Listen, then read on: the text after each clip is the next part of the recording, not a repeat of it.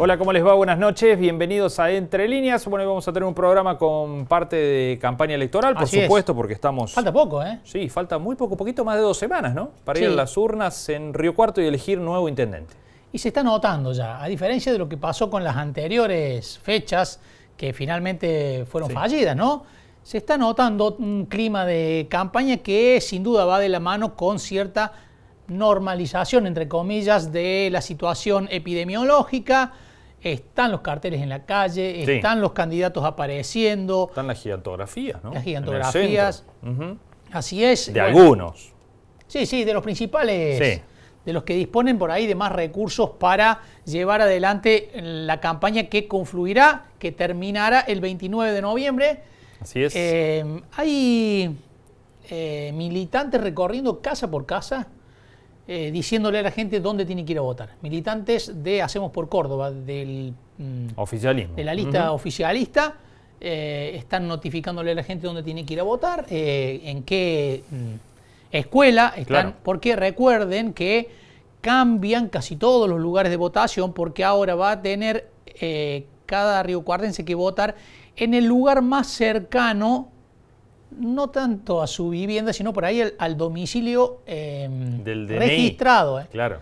Así que si hay un domicilio anterior al vigente, va a tener que votar cerca de la escuela del domicilio previo. Exacto. Con lo cual ahí se está informando casa por casa dónde tiene que votar la gente el 29 de noviembre. Y bueno, la campaña se está viendo, ¿no? Así es. Lo mejor es consultar los padrones antes, ¿no? Porque casi nadie va a votar en los lugares donde votaba antes. Así que a no dormirse con esa cuestión. Claro, esto tiene que ver con que se ha ampliado la cantidad de centros de votación. Así es.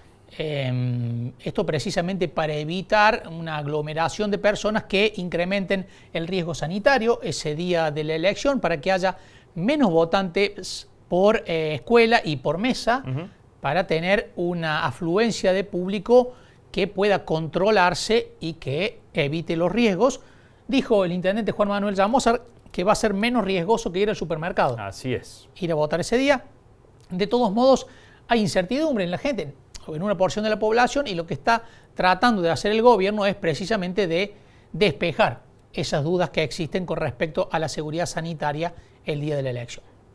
Bien. Vamos a hablar con dos candidatos hoy. Dos más. Vamos a hablar con Guadalupe Fantín, del Frente de Izquierda, y también vamos a hablar con Marcelo Lubich, que es de la UCD, 2 de los 8 candidatos con los que los riocuartenses se encontrarán ese día en el cuarto oscuro, ¿no? Ahí en el centro de votación, y en la posibilidad de elegir con boleta única. Recordemos que con boleta única la aparición y el orden de los candidatos es el mismo que se había sorteado para marzo. Eso no varió. La gente va a poder marcar con un tilde los candidatos que elige. Recuerden que si se vota lista completa, después ya no se puede marcar ninguna opción más, porque si no se anulan al menos una de las franjas.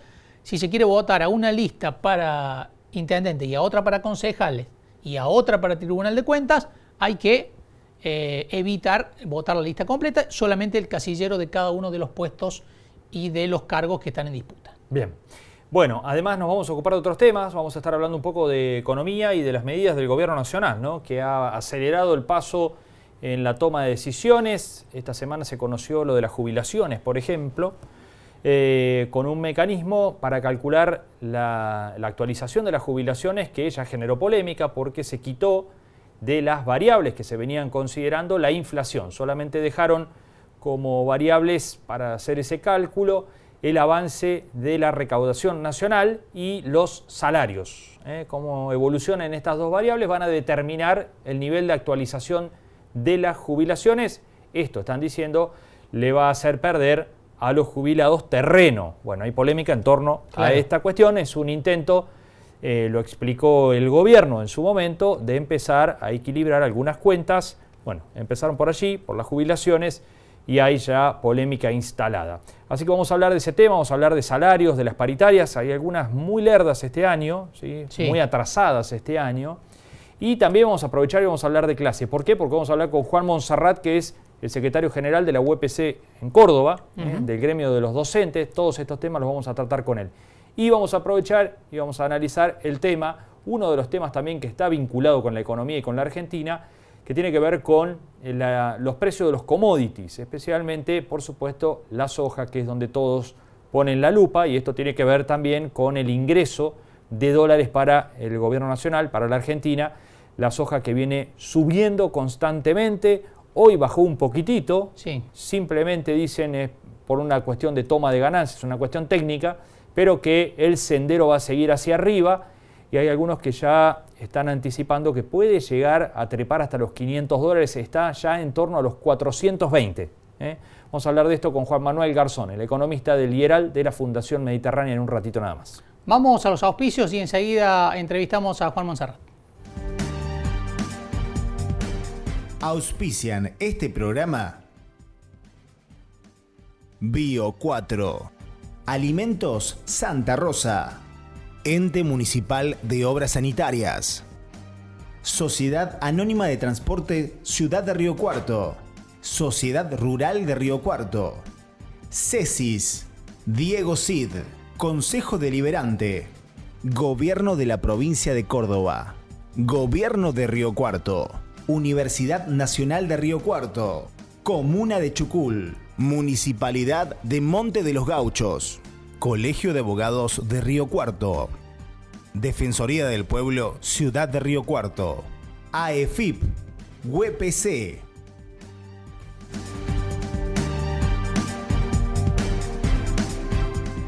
Seguimos en Entre Líneas, decíamos, vamos a hablar con Juan Monserrat, el secretario general de la UPC, que gentilmente nos atiende y ya está en comunicación con nosotros. Juan, ¿cómo le va? Buenas noches. Buenas noches, ¿cómo está? Bien, bien, muchísimas gracias por estar allí y por atendernos.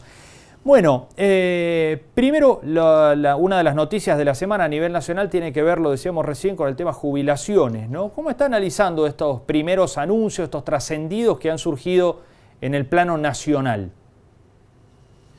Mira, a mí no me parece tan mal el planteo que se está llevando adelante. Digamos, aquellos que están apostando siempre permanentemente a la inflación son aquellos que de alguna manera tienen posición dominante en el mercado y permanentemente están poniendo en zozobra los sectores de ingresos fijos. Fíjese el contrasentido de la teoría clásica de la economía, que dice que cuando hay depresión de salarios tiene que bajar los precios, sin embargo los precios no bajan, digamos, hay en el mercado argentino y particularmente en el mercado interno. Yo diría hasta en algunos lugares posición dominante, pero en algunos otros lugares posición mafiosa, en la cual no les importa absolutamente nada el nivel de ingreso que tiene la población y aumentan necesariamente los precios por cualquier tipo de excusas. Así que bueno, me parece que es una cuestión bastante sana resolver el tema de cómo está recaudando el Estado y cómo se está contribuyendo al sistema de la seguridad social, o sea, del trabajo registrado. No me parece una mala fórmula. Es una fórmula perfectible, como todas las fórmulas que se tienen en cuenta a la hora de ajustar jubilaciones, más aún cuando están tan bajas, porque recuperar jubilaciones de 17.000, 18.000 pesos resulta realmente una tarea gigantesca, titánica, digamos, recuperar un nivel de haber previsional que tenga que ver con canasta familiar, con niveles tan bajos de ingresos, resulta muy, muy complicado. Y usted sabe perfectamente bien que cada vuelta que nosotros tenemos problemas de orden macroeconómico, los primeros ajustadores son el Fondo Monetario Internacional y los sectores de poder en la Argentina. Los sectores de poder en la Argentina permanentemente tienen, a mi juicio, un discurso esquizofrénico. Por un lado pretenden que se reactive el mercado interno, que se hagan mayores ventas, de que se active la economía en general, pero por el otro lado lleva adelante permanentemente políticas de ajuste, ¿no? Las políticas de ajuste son políticas de ajuste, y cuando uno ajusta no termina de ajustar nunca. Por lo tanto, me parece que hay un contrasentido y una forma de mirar la realidad de aquellos formadores de opinión en la Argentina, particularmente aquellos que tienen posición dominante, en la cual solamente miran sus bolsillos y no miran el bienestar general de la población. Mientras mejor esté la población, mejor van a estar ellos y mejor vamos a estar todos. Y sería muy bueno de que el Estado siga teniendo una presencia muy activa en la asistencia de recursos, no solamente para el sector de jubilados, sino también para el IFE, para la asignación universal por hijo y para todo aquel compatriota que tenga alguna dificultad. Juan, entonces, no está claro si va a haber un perjuicio hacia los jubilados o si el sistema finalmente terminará siendo más beneficioso. ¿Eso está claro o quedan algunas dudas pendientes? Eso hay que verlo en la realidad, digamos. Si usted tiene un sistema de trabajo, el sistema ANSES es un sistema que registra trabajo. Si usted cada día tiene de trabajadores monotributistas, trabajadores en negro, trabajadores precarizados, trabajadores terciarizados, evidentemente el ANSES nunca va a recaudar lo que realmente tiene que recaudar. Si los empresarios que tienen trabajadores en blanco permanentemente se están quejando de la carga tributaria, de que pagan mucho impuesto, de que el impuesto al trabajo y demás, bueno, obviamente esta ecuación no se resuelve. El sistema previsional es un sistema solidario, un sistema en el cual el Estado aporta sus recursos, pero también los particulares tienen que aportar el salario diferido, los sectores de empresarios tienen que saber que una parte del salario del trabajador tiene que aportarlo, lo aporta el empleador, o sea, no lo paga al trabajador, todo lo que es el aporte previsional y de la obra social, no es que lo pague el empleador, lo paga el trabajador, solo que el empleador y lo tiene que depositar como corresponde en el sistema de obras sociales y en el sistema de ANSES. Si no lo hace, evidentemente, miles y miles de compatriotas se ven perjudicados, y esto es lo que está sucediendo. Hoy el mercado laboral en Argentina está prácticamente destruido, después de la pandemia vamos a quedar con niveles de desocupación muy altos, niveles de pobreza que van a rondar entre el 50 y el 60% de indigencia, tal vez en esos porcentajes. La pandemia no es solamente un fenómeno sanitario, un fenómeno social y un fenómeno económico muy duro para la Argentina. Y eso, recomponerse de eso va a ser muy, muy difícil. Si aquellos que tienen la posibilidad de recaudar, si aquellos que tienen la posibilidad de mercado interno, si aquellos que tienen que tributar, digamos, o sea, me parece que tienen que hacerlo. Fíjense que ustedes van a entrevistar seguidamente a uno de los economistas real, ¿no?, de la Fundación Mediterránea, y nos encontramos con que Nadine Cañarás, un gran representante del pensamiento neoliberal en Argentina, un gran consultor del gobierno nacional y de los organismos internacionales, es un gran estafador del Estado, al punto tal de que se está en este momento detenido por tener facturas apócrifas y por habérsele descubierto en un allanamiento $380.000 en su casa. O sea, si aquellos que dan opinión a la población en general y a los sectores de poder y fijan un mecanismo en el cual consideran que el sistema liberal es lo mejor para la Argentina, y después tienen conductas de este tipo, y miren, me parece que hay algo que no está funcionando adecuadamente. Juan, recién mencionaba lo del IFE, la necesidad de que el Estado siga estando presente ante un contexto que usted describía recién muy bien. Va a tener altas tasas de desocupación, niveles de pobreza muy fuertes. Sin embargo, el ministro Guzmán dijo no hay IFE 4. ¿Usted cree que sería importante que el Estado siga haciendo este esfuerzo y qué imagina que puede pasar si no hay IFE 4, no hay más IFE, digamos? Hay un indicador importante, lo deben saber. Hay reactivación económica. Si ustedes preguntan a los sectores, por ejemplo, los sectores de los compañeros del sindicato de la alimentación, ellos lo convencen expresamente de que hay una gran reactivación económica, las fábricas están ya en 3 turnos y que evidentemente no han dejado de producir nunca. Lo cual habla a las claras que por un lado el Estado ha tenido que intervenir claramente en un determinado proceso de la economía, pero bueno, debido a la situación general de la pandemia y en la situación de confinamiento en la cual la población no lo ha podido sostener durante mucho tiempo, se ha ido relajando todo este sistema. Por suerte no están aumentando los casos de contagio, sí estamos en un nivel alto de fallecimiento, pero por lo menos no estamos en un nivel alto de contagios y está apareciendo ya las posibilidades de vacuna, con lo cual la actividad económica, si bien no es normal, se está normalizando bastante. Si a eso usted le suma lo que usted mismo está diciendo con relación al tema de lo que se está recaudando por commodities, evidentemente hay un proceso de activación en la economía. Y si usted mira las transferencias que ha tenido el Estado de Córdoba en este último mes de octubre, se va a dar cuenta que ha tenido transferencias del gobierno nacional al Tesoro Provincial en el orden del 60% comparado con el año pasado, que si bien ha sido un año malo, debemos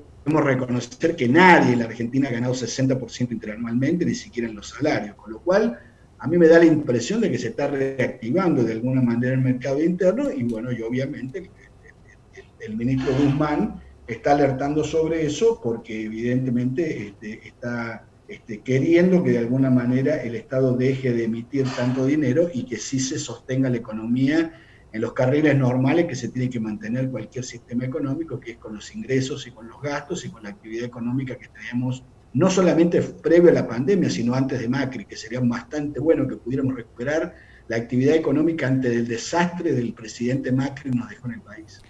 Juan, lo paso al tema educación.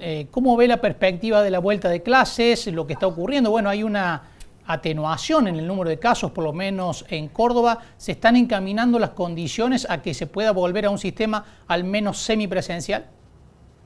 Mire, yo creo que ya en Córdoba se lo canto, digamos, yo creo que vamos a volver, si es que volvemos el 15 de febrero. Me parece que ya el gobernador Schiaretti y el ministro Groboy ya han decidido que este tránsito y las resoluciones del Consejo Federal den cuenta de que el año escolar se va a prolongar hasta marzo, abril del año que viene. Por lo tanto, el tema de la presencialidad no va a estar presente, valga la redundancia, de lo que queda del corriente año. Lo que sí queda claro de que hay que reorganizar todo el sistema escolar para que haya cualquiera de los 3 sistemas previstos en el Consejo Federal, que es la presencialidad, la semipresencialidad y la virtualidad. Hay que hacer inversiones muy significativas, o sea, que hay que invertir en mayores equipamientos para los alumnos y para los profesores, hay que tender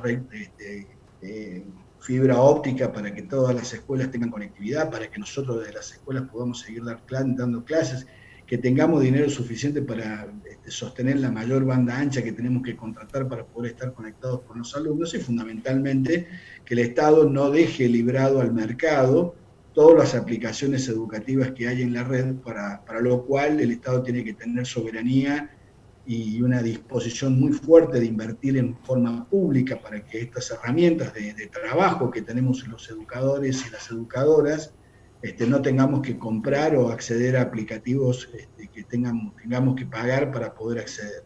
Así que bueno, me parece que se abre un panorama muy rico, muy desafiante para la escuela pública, para la educación pública. En primer lugar, yo creo que lo que nosotros tenemos que hacer, y creo que el Estado lo está de alguna manera insinuando, es recuperar el contacto con los alumnos que se han desconectado. Hay muchos alumnos desconectados, particularmente en los programas especiales. Y entonces, bueno, una de las primeras tareas que nosotros tenemos, más allá de aquellos chicos que tienen capitales culturales y de alguna manera también familias constituidas y bien preocupadas por el tema pedagógico y con una formación y una paciencia suficiente y tiempo suficiente como para dedicar a la educación de sus hijos, es que esto no lo tienen. Por lo tanto, la primera tarea que tiene el sindicato, los docentes y el gobierno nacional y provincial es recuperar los niveles de matriculación y de pertenencia de los chicos a las escuelas, sean en el nivel que estén, sean de nivel inicial, de nivel secundario, de nivel de adultos, de los programas especiales y demás. Así que por ahí me parece que tenemos que empezar a recuperar los niveles de matriculación y de asistencia que teníamos previo a la pandemia, que va a ser ya de por sí una tarea bastante complicada. Juan Monserrat, muchísimas gracias por este contacto con Entre Líneas. Bueno, un gusto, hasta luego, que le vaya muy lindo. Cualquier cosa nos volvemos a conectar y si no, nos vemos felicidades. Ha sido un gusto. Gracias, muy gracias, amable. Juan. Bueno, Juan Monserrat, titular de la UPC, y bueno, él plantea que no está tan claro que la fórmula de movilidad jubilatoria que ha definido el gobierno sea perjudicial para los jubilados, que es una cuestión que hay que ir viendo, y que dijo, bueno, algunos aspectos tendrá perfectibles, pero no hay una mirada negativa a la fórmula que ha enviado el gobierno nacional. No lo ve como una maniobra de ajuste, ¿no? Claro, exacto. Nos vamos a la pausa y enseguida hablamos de economía.